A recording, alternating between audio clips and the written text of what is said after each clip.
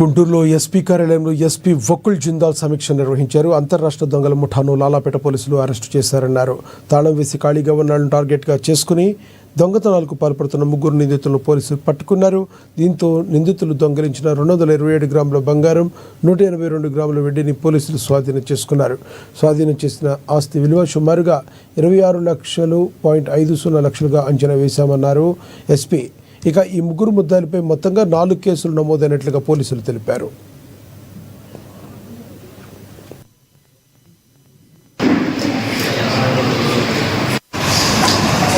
గతంలో కొన్ని కేసులు ఉన్నాయి.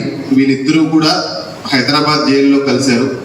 హైదరాబాద్ జైల్లో కలిసి అక్కడ నుంచి వాళ్ళు ఆగస్టులో బయటకు వచ్చారు. బయటకు వచ్చినాక వాళ్ళు ప్లాన్ చేసి ఈ దొంగతనాలు చేస్తున్నారు. సో అదేవిధంగా ఎవరైతే A3 ఉన్నారో A3 వాళ్ళ దొంగతనం చేసిన గోల్డ్ వాడు తీసుకొని వాళ్ళకి రిసీవర్గా పనిచేశారు.